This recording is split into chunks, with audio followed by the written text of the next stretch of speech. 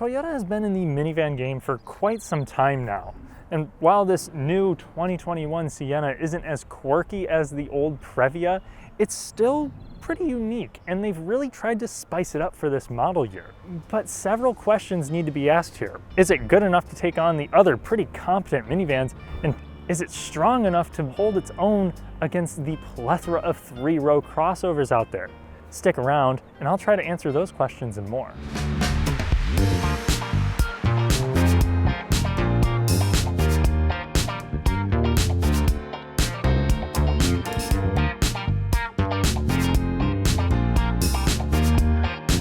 If you haven't done so already, consider subscribing and hitting the bell for notifications. That way you get high quality content and I get closer to making this a full-time job. Thank you.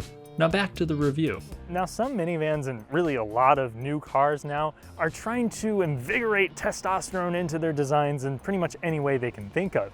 And Sienna is a little bit guilty of that. Now obviously styling is subjective. So tell me what you guys think. Is this over the top or do you think it's not enough? After the base LE trim, you're going to have the XLE, which is sitting right here next to me. Then you will have the XSE, which is based on the XLE. However, that one is the swagger wagon version. It comes with a sport-tuned suspension, a sport-tuned electric power steering rack, gloss black treatment on the exterior, and a racy theme in the inside as well. Now, once you graduate from that, you're going to have the limited trim. And then if you're comfortable with spending $50,000 on a minivan, you can get the Platinum, which is adorned with just about everything Toyota could throw at it. The XLE trim is the bulk seller, and it really makes sense. On the exterior, you get things like parking sensors and fog lights with the XLE, but the base trim offers a strong list of things too. Just like getting clowned by third graders comes included with learning to skateboard as an adult, all Siennas come equipped with LED headlights. Around the side, the prominent character lines whack you over the head. I like it. Briefly, I'd like to thank the kind folks over at Royal Toyota in Bloomington, Indiana for letting me borrow this Sienna for my review. If you're looking for a new Toyota, check them out. You also have standard power doors, which is usual for the class. However, if you just buy the XLE trim, you're going to get a hands-free function to it that works pretty well. And it even comes with these buttons right here, which also open and close the doors. I should also mention all XLE trim Siennas and up will come with Smart Key access. Now, when it comes to wheels, you have some interesting options. The XLE and LE will just get 17s. The limited trim will ride on 18s. However, if you get a front wheel drive XSE or Platinum, then you will roll on 20s, which I think is hilarious. Now, it's also worthy to mention that you can get all-wheel drive on any trim Sienna. However, if you get that with the Platinum or XSE, you're gonna get 18-inch wheels. All Siennas will come with about 6.4 inches of ground clearance.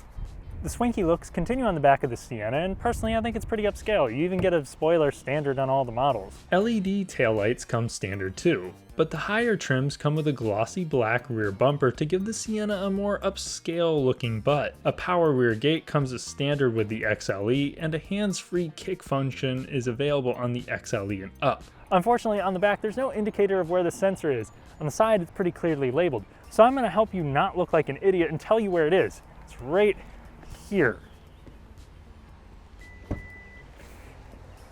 Now, while there's not a whole bunch to talk about with the exterior of the Sienna, the inside is really what sells people on minivans. And the interior of the Sienna still has a lot of the pros of the previous generation, but now it looks a little bit more zesty.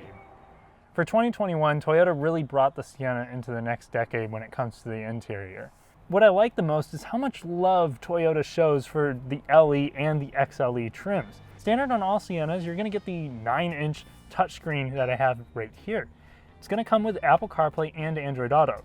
The system is relatively easy to figure out, however it lags behind most competitors in outright speed. At least it looks fresh and the screen is oriented toward the driver. LE buyers will get a 6-speaker audio system, XLE and XSE buyers get an 8-speaker unit, and they have the option to upgrade to the 12-speaker JBL audio system that's found standard on the Platinum and Limited. The 8-speaker unit is good enough and available on the LE. Still, the JBL is a noticeable upgrade. Standard on the Limited and Platinum, optional elsewhere, is a nicely placed wireless charger. Let's pause on features for a second though. How does this interior feel? The fit of everything up front is great and the materials look good. However, when you start feeling them, it becomes a little bit of a downfall. And that becomes more obvious when you get into the back. I personally think that the Highlander felt a little bit more upscale on the inside. Now, this looks just as good, but the Highlander did the details a little better and chose slightly higher quality materials and accents than the Sienna. For instance, this trim on the XLE looks like a generic chocolate bar. Still, you can't really dog these things for comfort. Even the XLE buyers will have 8-way adjustable seats. And obviously, since this is a minivan, just obscene amount of space up here. Another thing that I enjoy that we're seeing go away is a physical shifter. I mean, it doesn't feel expensive or anything, but it's just reassuring to have. While the LE still has cloth seats, the XLE is going to get this Softex material, which is super durable, and it's pretty soft. It doesn't feel as premium as the, I'm assuming, faux leather in the Platinum. That does feel like a more expensive vehicle on the inside than the XLE, as it should. But really, this XLE is pretty good. You even have a little bit of padding for your right knee. I wish there was some soft touch here where your left knee would rest. And of course, you'll have plush elbow rests and exemplary storage. Not only do you have 18 cup holders, you also have a pretty big center console in here and this thing that Toyota calls the bridge, which I think does make the vehicle look more premium and then offers a great space to store a backpack, purse, small dog. Truly, the sky is the limit.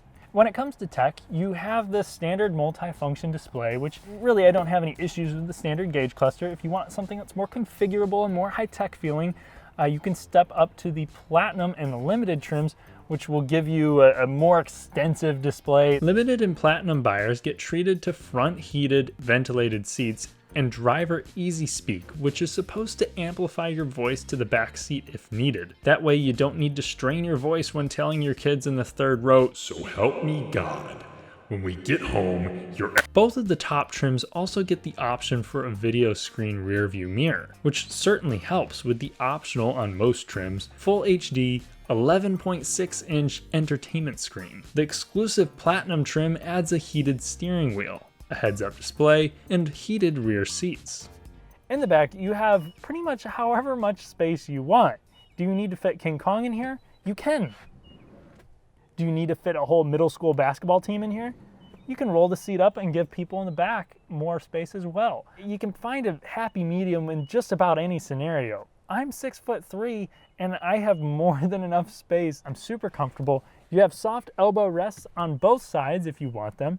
And I can charge up to 6 devices in here with 7 USB ports. One of them is just for the infotainment system. And even the LE buyers get that, along with tri-zone climate control and second row sunshades. All other trims get those super slide seats and 4-zone climate control. They were going to offer a fridge plus vacuum console thing, but the supplier went out of business, so Toyota has erased any mention of such features since this thing came to dealers. Now, when it comes to materials, you definitely start to notice there's none of that cool looking stuff from up front back here. You could argue that that's for durability purposes, but your kids probably aren't going to sit in the back of your Sienna and pick apart the interior material choices. What they will enjoy is that quad zone climate control, the available 11.6-inch display that can flip down here, and it has full HD. They will also enjoy the available 1500-watt inverter that comes with 2 AC wall-style outlets. Limited and Platinum buyers, as long as you get front-wheel drive, will have an ottoman back here, which only makes sense when you have a super slide seat. Now, if you're my height, you're not going to be able to use that ottoman with somebody of similar stature in the front. But for most people that are under 6 foot, that is the ultimate rear seat experience in my head. Now, if you want an 8-passenger van, you can get that, but only in the XLE front-wheel drive or the LE trim. That middle seat will also store nicely in the rear, but only if you forego the optional spare tire, which this one does have. And as you'd probably expect, this thing is super easy to get in the third row.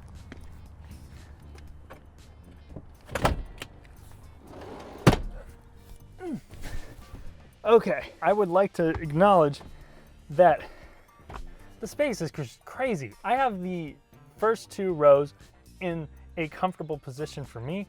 My knees are just barely grazing if I stick them straight out, but of course I'd probably rest them out to the side, and I have more than enough leg room.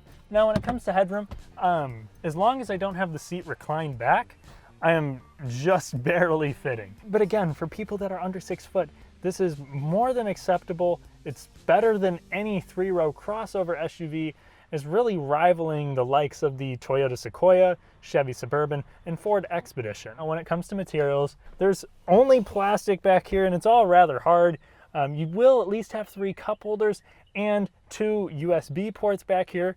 And I should also note, half of the USB ports are USB-A and the other are USB-C, which is good. It future-proofs this thing. Now, if you get the Limited and up, you will get sunshades back even here and in the second row. Another grievance that I have is that after you've climbed into the 3rd row, it's a 2-step process to put the 2nd row back to where it was. The windows are also small. Their size contributes to the basement feel of the 3rd row. Yes, I'm nitpicking. I do think this interior is great for families, but other minivans like the Odyssey and the Carnival seem to make more of an effort back here. The cargo area is certainly no joke. The space behind the 3rd row is super tall. It's big enough that you could have 6 people in here and carry all of their luggage for maybe a 4-day excursion, so long as they don't pack heavy. Plus, these seats fold backwards like they do in pretty much every minivan, allowing you to have an absolutely ridiculous amount of space behind the 2nd row. Again, I have to comment, it's super tall, so it just, all those awkward items that used to not fit in the back of your SUV will easily fit back here. But the one downside is that compared to the previous model year, you can no longer take out the 2nd row, which is a significant downside compared to a vehicle like the Honda Odyssey or vehicles like the Chrysler Pacifica that have foldable 2nd row seats. Now, these seats do push up quite a bit. While I don't know about 4x8 sheets in this, I did watch a video of someone taking the seats out, and it's pretty straightforward. It's not near as simple or refined as taking the seats out of an Odyssey, but if you wanted to avoid renting a truck, most could probably take these out with a basic socket set, and I'll leave a video link in the description on how to do that. Now, when it comes to emotion behind the wheel, minivans tend to lean on the boring side, and the Sienna doesn't change anything there. However, it does have a special powertrain that really separates it from any other member in its class. Really, this is the only minivan to, 1, come standard as a hybrid, and 2, be a traditional hybrid, not a plug-in. So yes, the previous generation did have 292 horsepower, but when you actually push the thing down the road, it's more than adequate in terms of thrust. Granted, if you go by the numbers, other minivans are going to be more speed racer than this thing. However, a vast majority of minivan drivers probably don't give a shit, so let me give you the numbers. It's a 2.5 liter naturally aspirated inline 4. Now that engine, I believe, made around 175 pound-feet of torque, and with a 4,600 pound curb weight, you might expect this thing to be lackluster in terms of performance. But let's give it a real-world 0 to 60 test and see if the electrification can compensate at all. Now, this is all-wheel drive, and I'll talk about how that system works here in a second. Similar result there to the Toyota Highlander, which makes sense. You'd feel the front slip and then the rears come on, and that's 60. It's a little coarse on the top end, and there was a slight delay there before it kicked in the rear wheels. Now, this has 2 electric motors up front and a 3rd one in the back if you get the all-wheel drive system. That doesn't add any power, it's just a 3rd motor. However, despite there being a dedicated motor, it will not kick in until it senses wheel spin in the front. So what we got there was the front wheel spinning and then the rears being like... If you drive the Sienna like a dad trying to beat closing time at Home Depot, it starts to stumble. Regardless, 0 to 60 in 7.7 seconds is respectable for this application. If you abhor CVT drone under acceleration, the Sienna will disappoint you because yes, it has one. Yet this drivetrain is still a huge success to me because it's potent enough at any rev range. This means that it never feels underpowered, even when passing or climbing hills. And the CVT and electric motors work in harmony. Also, this gets 35 miles per gallon combined with all-wheel drive. That's 40% less in fuel cost for maybe a 1 second advantage in a flat out 0 to 60. This fuel economy is identical to the smaller Highlander hybrid. but how does the comfort and handling stack up compared to that? On back roads, the Sienna's roughly 4,700 pound curb weight really shines through. There's a decent amount of body roll. The steering in sport mode is pretty heavy. I think it lightens up a little bit in eco mode, but still it's a bit lethargic. It's not super quick to react to anything. Vehicles like the Honda Odyssey have a quicker steering ratio, and honestly, just handle better in terms of windy roads. Now, you're not going to send this thing, I get that. This is fine, it's just not as confidence-inspiring as other vehicles, even the Toyota Highlander, which I think has noticeably less body motion. It's a bit more composed. This thing would prefer to just plow forward. It has a big excuse. It's a minivan. Now, I'd be really interested to try out that XSE, see if the sport-tuned suspension and the upgraded steering make any difference, because my money would say yes. But for your average minivan driver, I think this is pretty close to what you want. And the comfortable ride is a big plus. Keep in mind, I was driving a model with 17-inch wheels. Going up to the 20s will stiffen things up. The ride is forgiving. Still, I found the Highlander to be the same, while also handling better. My guess for this deficit is because this weighs more and has the big sliding doors that could be jacking up the center of gravity. When it comes to sound, the Sienna suffers a little bit of wind noise at higher speed, but is competitively quiet. At low speeds, you can clearly hear the hybrid powertrain, which is kind of neat in my opinion. Even over pretty large imperfections, the cabin isn't all that disturbed. And I can really go over roads like this all day. And even though they are windy, don't take my complaining as meaning this is nauseating. This is more than acceptable. And just in the day of the 3-row crossover, those things have really gotten to the point where they handle like cars. And this, you can just feel the heft more so than you can in a lot of those 3-row SUVs, also including the Subaru Ascent and Volkswagen Atlas. I really like the cabin's ambiance. Looking out of the front with this huge windshield is pretty easy. Now this dash does come up a little bit high, making visibility not perfect, but I also like the fact that I can kind of see the hood a little bit. It makes me feel like the Sienna is a little bit more burly than it really is. And then I also like how these windows are really low, kind of like how you would find in a Subaru Forester. This means really good side visibility out of the front. It's just a little bit more relaxing. Now visibility out of the rear is kind of not great, but this has standard blind spot monitoring and rear cross traffic alert, which mostly alleviates that problem. And that's something that's really not standard on all family vehicles yet. Unlike the standard adaptive cruise, lane keep assist, and forward collision mitigation. The brakes are a little weird at times. It doesn't have a regen mode like you'd find in a Prius where you have the B mode.